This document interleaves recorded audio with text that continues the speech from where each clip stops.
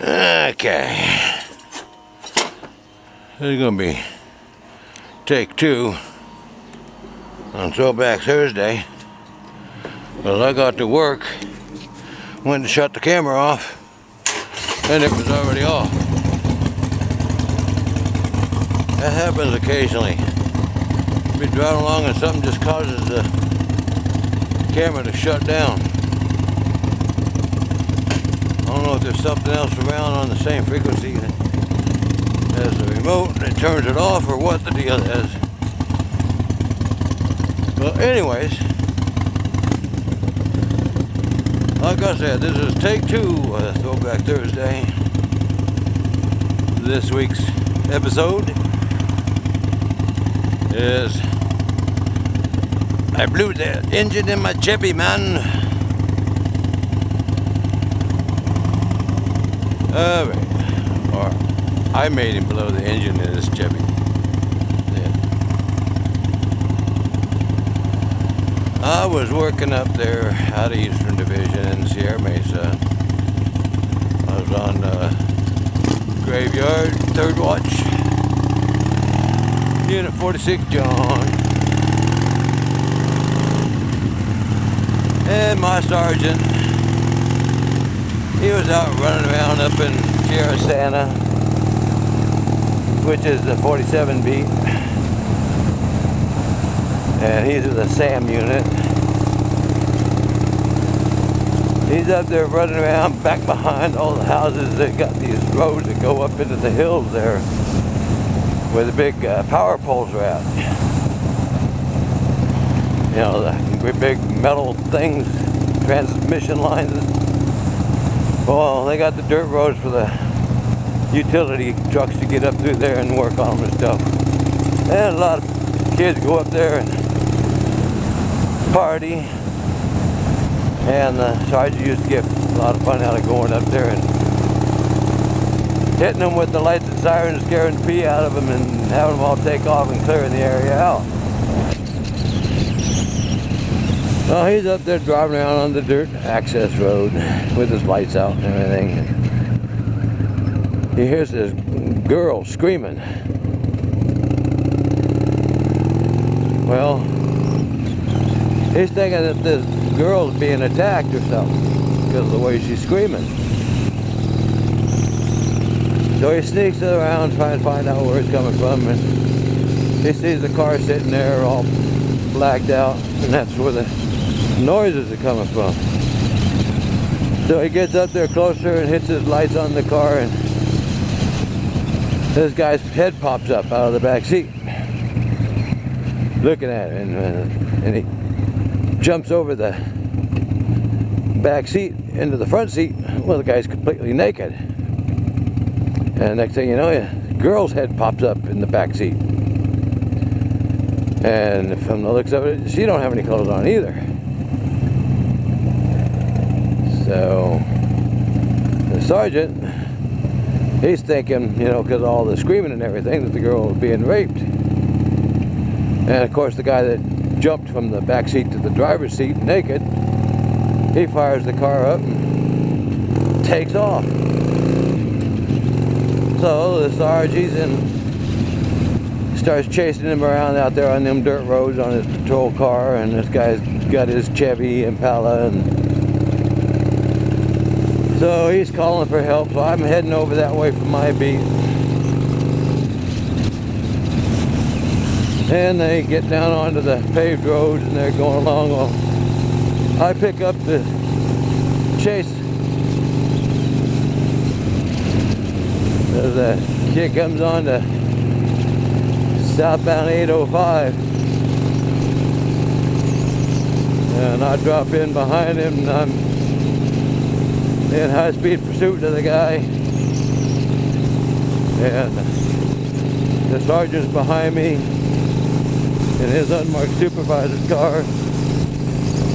He just got like a red spotlight, and he was calling for cover units from the CHP because we're on the freeway. And we're going along, and then he heads westbound on Interstate 8. So I'm still behind him there. Then we get on to southbound 163, and he's hauling and butt. I'm sticking with him. I got my speedometer pegged and we're flying down the freeway. Got running code 3. Got the sergeants dropping back behind me. Got the CHP is now picked up with me. They're trying to catch up. Then the sheriff's helicopter comes in, lights him up from up above with their big spotlight. And it's your typical high-speed pursuit that you see on TV, you know, with the sheriff's helicopter up above, got a big spotlight on the cars. They're going down the freeway, and a bunch of cops chasing them all, code 3, going down the freeway, lights and sirens. Good thing was, though, you know, there wasn't a whole bunch of traffic on the freeway. Pretty much just him and us. And I'm doing over 100 miles an hour chasing this guy. I think my car topped out at about 110, was about the most it would do. That's about where I was at. And he's pulling away from me, but he's not losing that helicopter. That helicopter got him lit up good. We get all the way down to National City, and the dispatcher supervisor, the sergeant down there, gets on the radio, tells me, okay, you know, you're getting out of your jurisdiction. We're going to get National City PD to pick up the, you just stay with them until National City PD catches up. Let them take it over. Just about that time he hits his brakes, slows down, takes an off ramp and goes right off into National City. So I advise the dispatch supervisor that he's gone off the freeway, gone into National City PD area, and he's still, you know, flying down the road, and I'm backing off. I'm dropping pursuit because it's too dangerous. So I cut off the code 3, drop my speed. The CHP guy behind me drops his code 3, drops his speed. So does my supervisor back behind us. So all three of us, we just, you know, shut our lights and sirens off and get off the accelerators, hit the brakes. But we still got that sheriff's helicopter up above. Got him lit up good. And we could see him. He's following him. And he's probably, oh, a good half mile down the road from me, and all of a sudden I see his flame shoot out from it, and just smoke starts barreling out. Now I know the guy just blew his engine up. I've seen that before at the drag strip, where somebody gets down to the end of the quarter mile and blows their engine, and you get all that hot oil, you just get that big old flash of flame come out from under there, and smoke barreling out. Well, that's just what this looked like, and you could see it beautifully because it was all lit up by the sheriff's helicopter with that big spotlight coming down on it. So I get back on the radio and I tell the dispatch and the supervisor that it looks like he just blew his engine up. I see flames and smoke coming out of it. So I'm going to get back in the pursuit and get down there and make sure that, you know, everybody's okay. You know, that was my excuse anyway. I wanted to get down there and arrest that rapist and, you know, save the girl, and I didn't really care if he got hurt or not. When the engine blew up, the car burnt up, I just wanted to get her out of there safely. So I get down there, and by now they got 2 National City PD units have shown up. So they're the main units have taken it over. I come in behind them as a backup unit. And the guy's just kind of limping down the road with a blown up engine and flames and smoke coming out of it. He rolls into this dead end street, into the cul-de-sac there, and comes to a dead stop. National City PD and I pull up behind him, and we all jump out, do a hot stop on him. They order him out of the car. Gets out of the car, get your hands behind your head, interlace your fingers, drop to your knees, all that stuff. Well, the guy's stark ass naked. National City PD goes up, handcuffs him, Goes up, checks the car out, makes sure there's no other suspects in there. I go up to check the back seat for the rape victim. Well, she's back there in the back seat frantically putting her panties on. So, you know, we turn our heads and, you know, give her some privacy, a little bit of modesty, whatever you call it, I don't know. She gets her panties on, gets her pants pulled on. She can't find her bra. She gets her shirt on. So fine, okay, now she's dressed. Open the door to talk to her. She's all upsetting. Well, come to find out that she's not a rape victim. Well, she is a rape victim, but not a rape victim. She's a statutory rape victim, which means she's underage.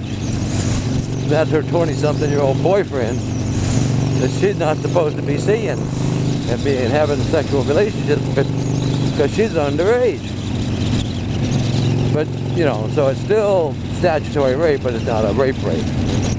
Whereas we had all thought she had been, you know, physically accosted or whatever, or kidnapped and was being raped because of the way the call had come out from the sergeant. She was screaming her head off. Apparently, she's just what you call a screamer, you know? I mean, she wasn't really very quiet when she had sex. I guess you could hear her for blocks away. So anyways, turn her over to the other National City PD officer. He's going to take her home to Mommy and Daddy and explain to her why she's under arrest, because she's now under arrest for curfew violation. And it's up to the parents to take her down and get her checked out with the doctors for the statutory rape. See if they want to press charges or not. Because at those times, at that period of time, the city was not prosecuting everybody for statutory rape, because half the time the damn parents would not have the daughter prosecute, and they'd end up having what, you know, we used to refer to as a shotgun wedding, and the guy would end up marrying her and they'd have the baby and, you know, end up getting divorced 2 or 3 years later down the road. But that way he didn't get charged with statutory rape. And, you know, the baby had a name, last name, and all that kind of crap, and their daughter got married and everything. And so they weren't really prosecuting statutory rapes back then.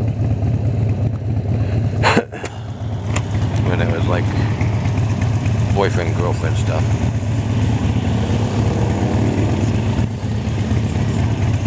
So he got taken off to jail for statutory rape. He was going to get charged for it. Whether the district attorney dropped the charges later or not, I don't know. I never had to go to testify on that one, so my guess is they dropped the charges against him. But he totally hand grenaded the engine in his Chevy. That thing was a mess, blew the whole side out of it, a couple of pistons out.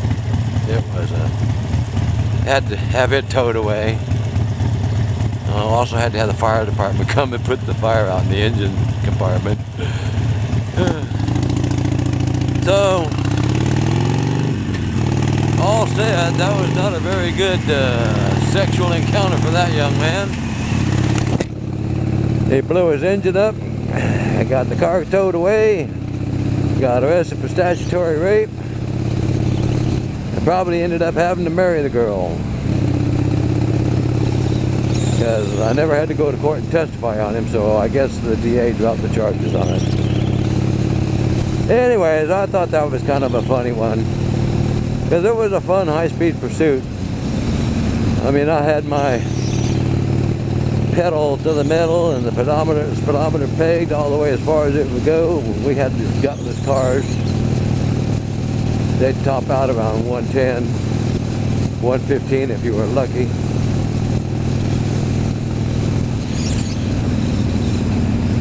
And of course, you get the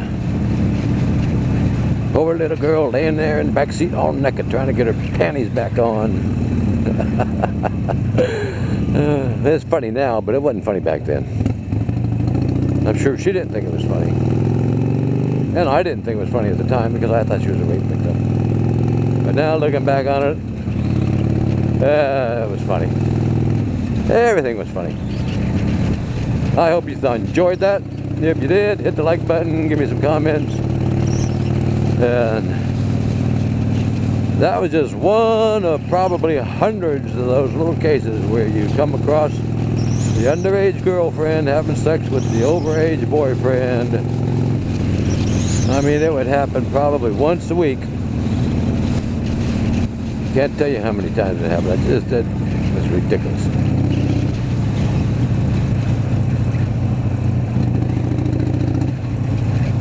Oh well. And I ain't getting no lane splitting in here at all. Man, this sucks. Traffic's just moving right along. So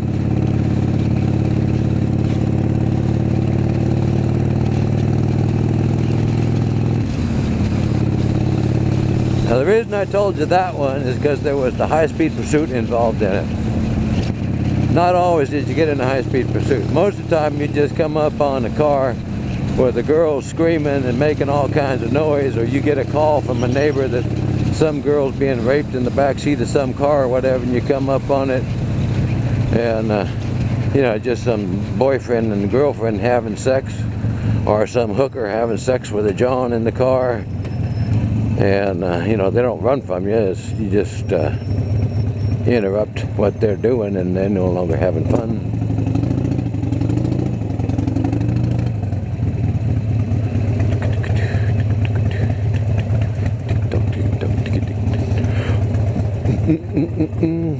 So that's the only splitting I'm going to get to do today on the way home.